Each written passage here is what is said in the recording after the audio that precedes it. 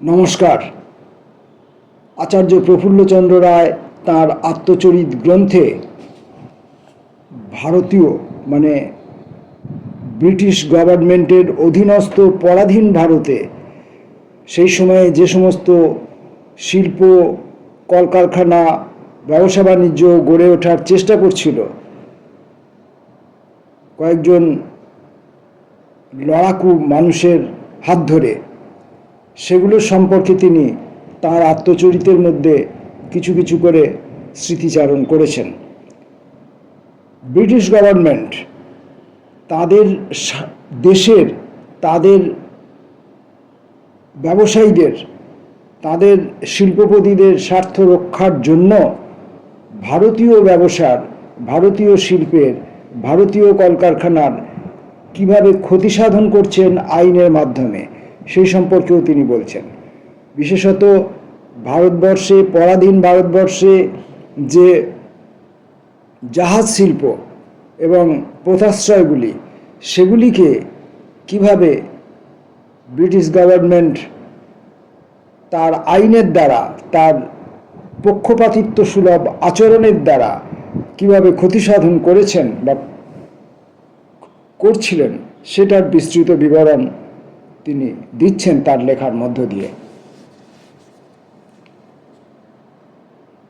ভারতীয় ব্যবস্থা পরিষদে গৃহীত প্রস্তাবের ফলে গভর্নমেন্ট যে ভারতীয় বাণিজ্য পথ কমিটি নিযুক্ত করিয়াছিলেন, তাহারা তাহাদের রিপোর্টে এইরূপ প্রস্তাব করেন যে সমস্ত জাহাজের মালিক ভারতবাসীরা এবং যাহাতে প্রধানত তাহাদেরই স্বার্থ পরিচালন ক্ষমতা আছে, সেই সমস্ত জাহাজের জন্যই ভারতের উপকূল বাণিজ্য সংরক্ষণের ব্যবস্থা করিতে হইবে। কিন্তু এদেশের আমলাতন্ত্র ব্রিটিশ বণিকদের সঙ্গে স্বার্থসূত্রে আবদ্ধ, সুতরাং তাহারা এই প্রস্তাব ব্যর্থ করিয়া দিবার জন্য প্রাণপণে চেষ্টা করিতেছে। মিস্টার হাজির উপকূল বাণিজ্যের বিলের ভবিষ্যৎ অন্ধকারময়। এই শোচনীয় দৃশ্যের সঙ্গে জাপানের জাতীয় গভর্নমেন্ট জাপানি পোত শিল্প ও সমুদ্র বাণিজ্যের জন্য কি করিয়াছেন তার তুলনা করুন। অতি অল্প সময়ের মধ্যে জাপান যে কেবল বাণিজ্য পথই গড়িয়া তুলিয়াছে তাহা নহে, নৌবিভাগেও সে প্রধান স্থান গ্রহণ করিয়াছে। এই অপূর্ব সাফল্যের কারণ রাষ্ট্রের সমর্থন ও প্রেরণা। জাপানি গভর্নমেন্টই বৃত্তি দিয়া এবং ব্যাংক হইতে ঋণ গ্রহণের সুবিধা করিয়া দিয়া দেশের শিল্প গঠনে সহায়তা করিয়াছেন। 1855 খ্রিস্টাব্দ কমোডোর পেরি যখন জাপানে উপস্থিত হইল, তখন যে নতুন বিপদের মুখে তাহাকে পড়িতে হইবে সেজন্য সে প্রস্তুত ছিল না। প্রায় 200 বৎসর ধরিয়া শোগুনদের সংকীর্ণ নীতির ফলে দেশের বাণিজ্য, সমুদ্র বাণিজ্য লুপ্তপ্রায় হইয়াছিল। পুনরুত্থানের আরম্ভে প্রবীণ রাজনীতিকগণ আধুনিক প্রণালীতে বাণিজ্য পথ ও নৌবাহিনী গঠনের প্রয়োজনীয়তা অনুভব করিলেন এবং সেই উদ্দেশ্য সাধনের জন্য তাহারা প্রাণপণে চেষ্টা করিতে লাগিলেন। অ্যালেন তাহার বর্তমান জাপান ও তাহার সমস্যা নামক গ্রন্থে লিখিয়াছেন, সেই সময়ে অর্থাৎ 1872 খ্রিস্টাব্দে গভর্নমেন্ট শিল্প ও বাণিজ্য বিদ্যালয় ও বর্তমান ব্যবহারিক শিল্প শিক্ষা প্রণালী প্রবর্তন করিয়াছিলেন। আধুনিক বাণিজ্য পথও নির্মিত হইয়াছিল এবং যে সমস্ত বড় বড় ব্যবসায়ী কোম্পানি জাপানের বহির্বাণিজ্যে বর্তমান যুগে এমন প্রভাব বিস্তার করিয়াছে, সেইগুলি গভর্নমেন্টের সহায়তায় ও উৎসাহে ওই সময়ই স্থাপিত হইয়াছিল। 1894 সালে যে সমস্ত শিল্প গভর্নমেন্ট কর্তৃক প্রবর্তিত হইয়াছিল, তাহাদের মধ্যে বয়ন শিল্প এবং পো শিল্পই প্রধান। তাহলে জাপানে যেখানে দেশের সরকার দেশের মানুষের সঙ্গে সহযোগিতা করে দেশের শিল্পকে উন্নতির দিকে নিয়ে যাওয়ার চেষ্টা করছেন, সেখানে ব্রিটিশ গভর্নমেন্ট তার এই ভারতবর্ষে তো তারা তখন দায়িত্বে, তারা তখন ক্ষমতায়, ভারতবর্ষ তখন তাদের অধীনস্থ, তাদের শাসন প্রণালী চলছে, তাদের শাসন ব্যবস্থা চলছে, সেখানে তারা ভারতীয় শিল্পকে ধ্বংস করে দেওয়ার জন্য আপ্রাণ চেষ্টা করে যাচ্ছে।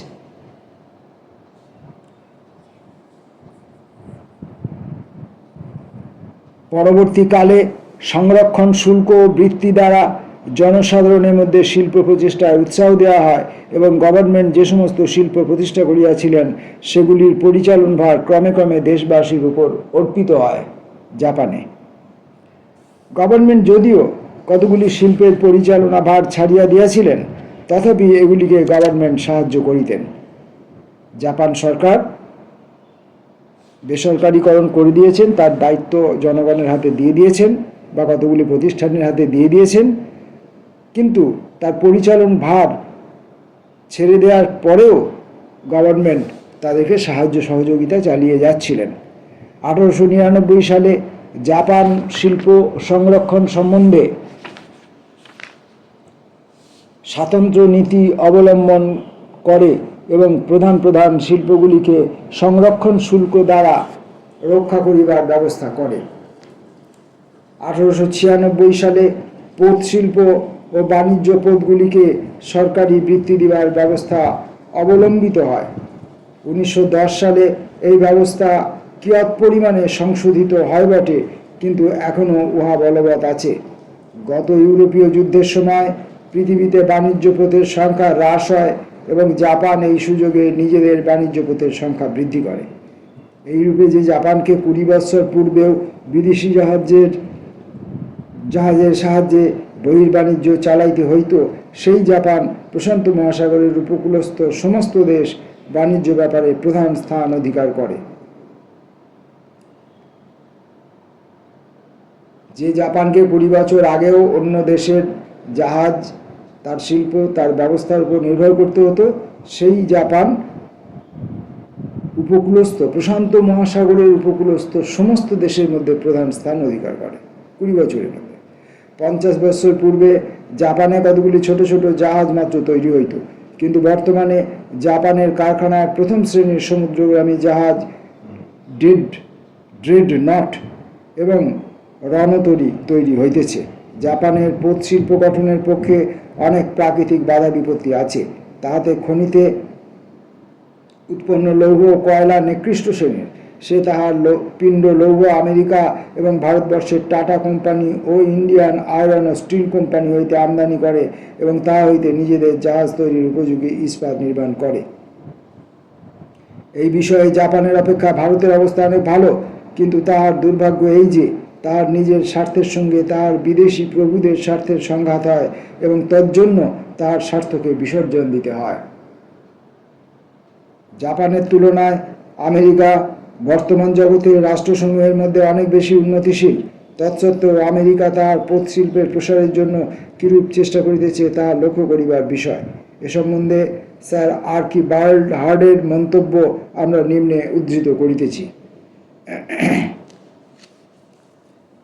নৌবিভাগ যে 10টি নতুন ক্রুজারের জন্য ফরমাইশ দিয়েছেন, আমেরিকার কংগ্রেস তাহা এখনও মঞ্জুর করে নাই বটে, কিন্তু কংগ্রেস এমন সব ব্যবস্থা অবলম্বন করিয়াছে যার ফলে আমেরিকা পোত শিল্পে আবার তাহার পূর্ব গৌরবের অধিকারী হইবে। নতুন আইনের প্রধান প্রধান ব্যবস্থাগুলি এই: জাহাজ নির্মাণ ফান্ডে $25 কোটি রাখা হইয়াছে। এই টাকা হইতে শিপিং বোর্ড কোনো জাহাজের মালিককে জাহাজ নির্মাণের জন্য সামান্য সুদে ব্যয়ের 3/4 পর্যন্ত ঋণ দিতে পারেন। 20 বছরে এই ঋণ শোধ করিতে হইবে। পুরাতন জাহাজের সংস্কার ও পুনর্গঠনের জন্য এইরূপ ঋণ দেওয়া যাইতে পারিবে। সরকারি কর্মচারীদের সরকারি কাজের জন্য বিদেশি জাহাজের পরিবর্তে আমেরিকার জাহাজই ব্যবহার করিতে হইবে। ইহা হইতে স্পষ্ট বোঝা যাইবে যে এই নতুন আইনে আমেরিকার জাহাজ নির্মাতাদের মধ্যে লাভ হইবে, কেননা বাজার প্রচলিত সুদ অপেক্ষা অল্প সুদে ঋণ পাওয়ার দরুন তাহারা সস্তায় জাহাজ তৈরি করিবার এই সুযোগ ত্যাগ করিবে না।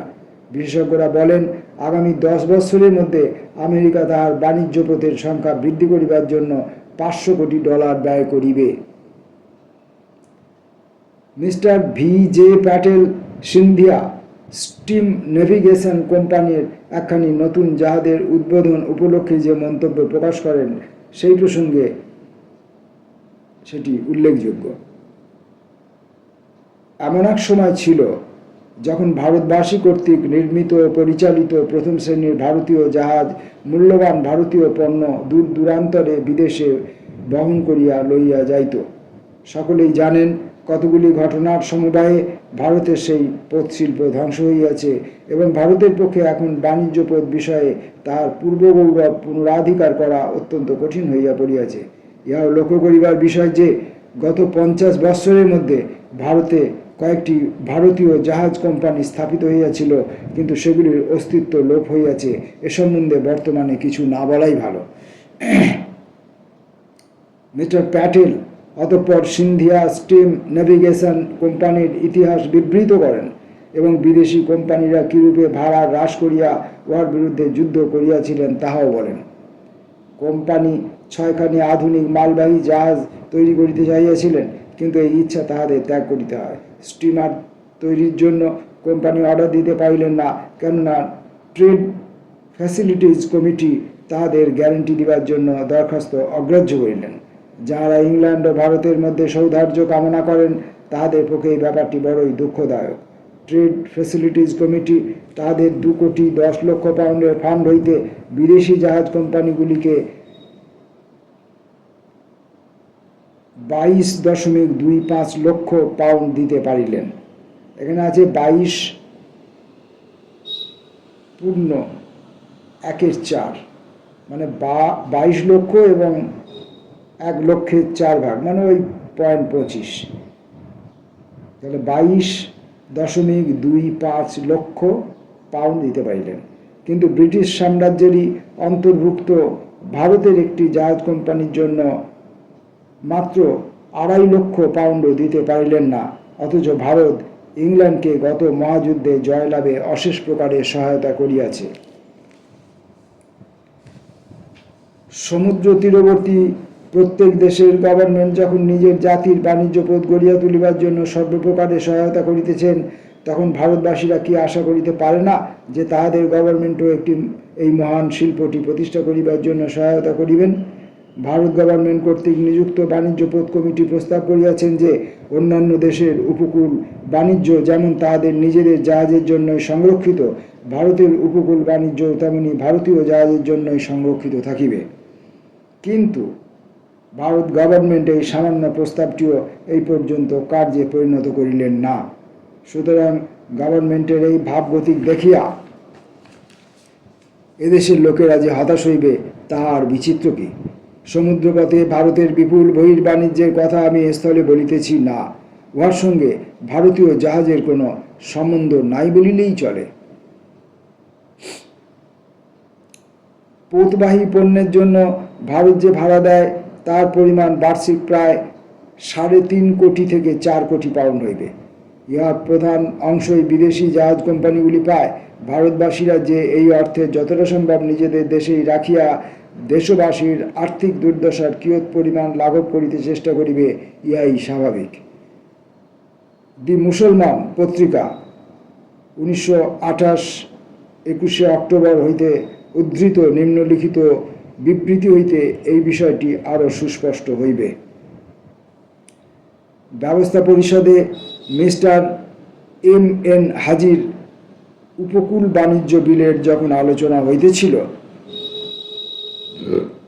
তখন রেঙ্গুনের বেঙ্গল মোহামেডান অ্যাসোসিয়েশন ওই বিলকে সমর্থন করিয়া তার করিয়াছিলেন।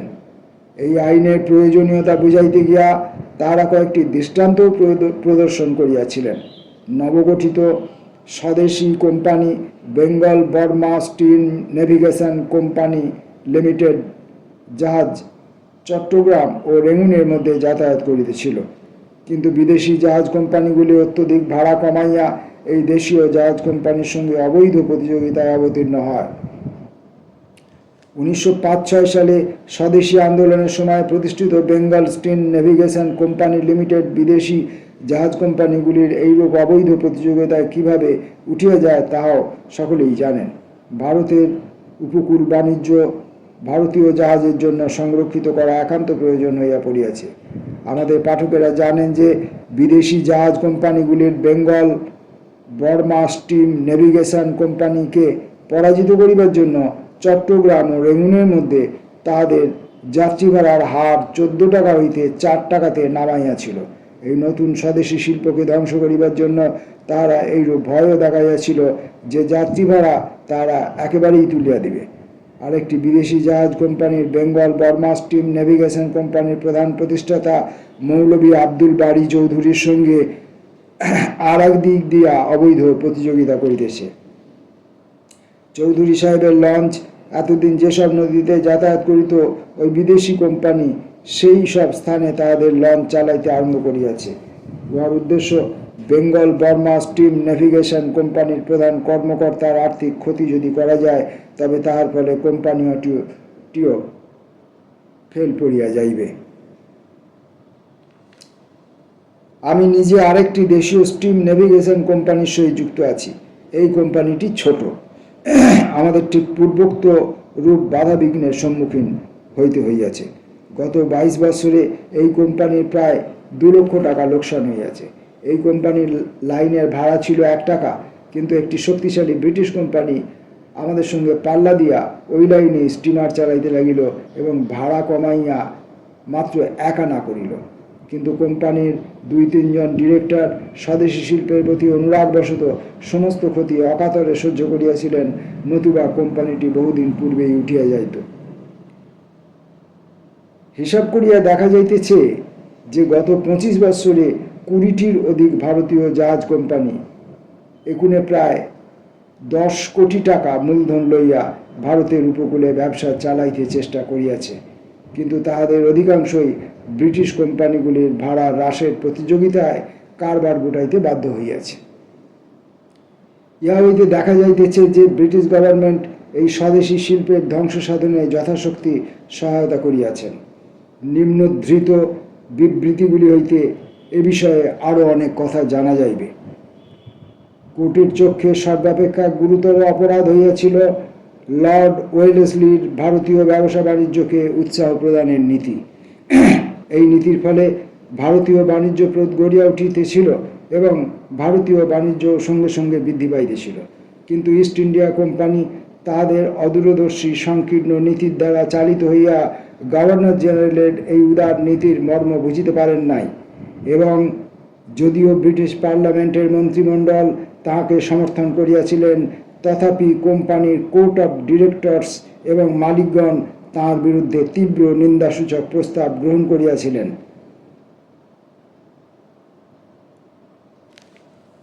ব্রিটিশ ভারত উপকূল বাণিজ্য গড়িয়া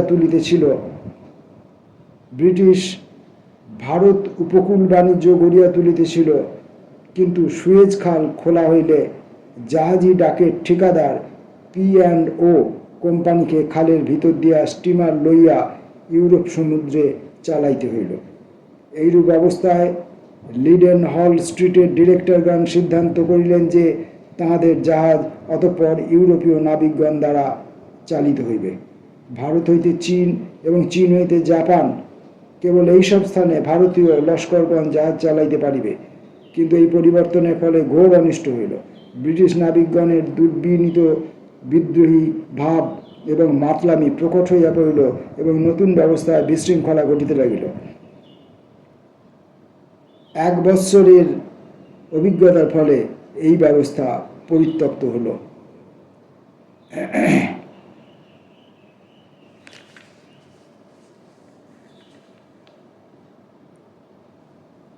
স্বদেশী পোত শিল্প। 1 শতাব্দী পূর্বে গভর্নমেন্ট কি ব্যবস্থা অবলম্বন করিয়াছিলেন? ফরওয়ার্ড সম্পাদক মহাশয়েষু 6-9-28। মহাশয়, বিদেশি গভর্নমেন্টের জন্যই আমাদের দেশের পোত শিল্প ধ্বংস হইয়াছে, এরূপ কথা বলা হইয়া থাকে। এই প্রসঙ্গে 1789 খ্রিস্টাব্দ 29 জানুয়ারি তারিখের কলিকাতা গেজেটে প্রকাশিত নিম্নলিখিত বিজ্ঞপ্তি জনসাধারণের নিকট বেশ কৌতূহলপ্রদ হইবে। কয়েক শ্রেণীর বোট তৈরি করা ও মেরামত করা সম্বন্ধে কেন যে নিষেধাজ্ঞা জারি হইয়াছিল, বিজ্ঞপ্তিতে তাহার কারণ প্রদর্শিত হয় নাই। ফোর্ট উইলিয়াম, রাজস্ব বিভাগ, 14 জানুয়ারি 1789। এতদ্ দ্বারা বিজ্ঞাপিত করা যাইতেছে যে কোনো ব্যক্তি জেলা ম্যাজিস্ট্রেটগণ ব্যতীত নিম্নলিখিত রূপ, আকার ও আয়তনের বোর্ডগুলি আগামী 1 মার্চের পর তৈরি করিতে বা ব্যবহার করিতে পারিবে না। লুখা 40-50 হাত লম্বা, 2.5 থেকে 4 হাত চওড়া। জেলকিয়া 30-70 হাত লম্বা, 3.5 থেকে 5 হাত চওড়া। চাঁদপুরের পঞ্চওয়েজ, যাহাতে 10 দাঁড়ের বেশি আছে। যশোর, ঢাকা, জালালপুর, ময়মনসিংহ, চট্টগ্রাম, 24 পরগনা, হিজলি, তমলুক, বর্ধমান ও নদিয়ার ম্যাজিস্ট্রেটগণকে আদেশ দেওয়া হইতেছে যে 1 মার্চের পর তাহাদের এলাকার মধ্যে পূর্ববর্ণিত রূপ যে সমস্ত বোর্ড তাহারা দেখিতে পাইবেন, সেগুলি দখল ও বাজেয়াপ্ত করিবেন। যদি কোনো জমিদার তাহার এলাকার মধ্যে পূর্ববর্ণিত রূপ কোনো বোর্ড তৈরি করিতে বা মেরামত করিতে দেন, জেলা ম্যাজিস্ট্রেটের লিখিত আদেশ ছাড়া, তবে তাহা গভর্নমেন্ট বাজেয়াপ্ত করিতে পারিবেন। যদি কোনো সূত্রধর, কর্মকার বা কোনো প্রকার শিল্পী এইরূপ বোর্ড নির্মাণ বা মেরামত কার্যে নিযুক্ত থাকে জেলা ম্যাজিস্ট্রেটের আদেশ ব্যতীত, তবে তাহাকে 1 মাস পর্যন্ত ফৌজদারি জেলে অবরুদ্ধ করা হইবে এবং 20 ঘা পর্যন্ত বেত্রদণ্ড দেওয়া যাইতে পারিবে। স্বপরিষদ গভর্নর জেনারেলের আদেশ অনুসারে এই সরকারি বিজ্ঞপ্তির অর্থ সুস্পষ্ট। বসংবদ, জনৈক পাঠক। এইরূপ লোমহর্ষণ আদেশ বিশ্বাস করিতে প্রবৃত্তি হয় না, কিন্তু ইহা ঐতিহাসিক সত্য। কোনো সভ্য দেশে গভর্নমেন্টের ইতিহাসে এইরূপ নিষ্ঠুর আদেশের তুলনা নাই। ইহার অর্থ সুস্পষ্ট। যতদিন ব্রিটিশ শাসন এবং ব্রিটিশ বণিকদের মধ্যে অসাধু স্বার্থের বন্ধন ছিন্ন না হইবে, যতদিন গভর্নমেন্টের নীতি প্রবর্তিত না হইবে এবং ব্রিটিশ কর্তৃপক্ষের ইঙ্গিতে তাঁহারা ভারতের অনিষ্ট সাধন হইতে বিরত না হইবেন, ততদিন ভারতীয় বাণিজ্য পথ পুনর্গঠনের কোনো আশা নাই। আব্দুল বারী চৌধুরী। অবৈধ বিদেশি প্রতিযোগিতা এবং বিদেশি শাসকদের সহানুভূতিহীন শূন্য ব্যবহার ব্যতীত আমাদের স্বদেশী শিল্পের বিফলতার আরেকটি কারণ নিজেদের মধ্যেই অনিষ্টকর প্রতিযোগিতা। আমি নিজের অভিজ্ঞতায় দেখিয়াছি, যখনই কোনো স্বদেশী শিল্প প্রবর্তিত হয় এবং নানা বাধা বিঘ্নের সঙ্গে সংগ্রাম করিয়া বাঁচিতে চেষ্টা করে, তখনই আমাদের দেশের লোকেরা উহার অনুকরণ করিয়া দায়িত্ব জ্ঞানহীনভাবে রাতারাতি ওই শ্রেণীর বহু ব্যবসা ফাঁদিয়া বসে। ফলে পরস্পর জিনিসের দর কমাইয়া পাল্টাইতে থাকে। দৃষ্টান্তস্বরূপ বলা যায় যে বঙ্গীয় স্টিম নেভিগেশন কোম্পানিকে বহু দেশীয় মোটর লঞ্চ এবং স্টিমারের সঙ্গে প্রতিযোগিতা করিতে হইয়াছে। ওইসব মোটর লঞ্চ ও স্টিমার অন্য অনেক নদীতে ব্যবসা চালাইতে পারিত এবং তাহাতে লাভও হইত, কিন্তু তাহারা তাহা করে নাই। ফলে ওইসব ব্যবসা ফেল পড়িয়াছে এবং আমাদের কোম্পানিরও বহু লোকসান করিয়াছে। বাঙালির প্রতি বিধাতার যেন চির অভিশাপ আছে। উপযুক্ত কর্মশক্তি, বুদ্ধি, প্রেরণার অভাবে তাহারা পুরাতন ছাড়িয়া নতুন কোনো পথ অবলম্বন করিতে পারে না এবং তাহার ফলে অনেক ক্ষেত্রে বাঙালি বাংলার প্রধান শত্রু হইয়া দাঁড়ায়।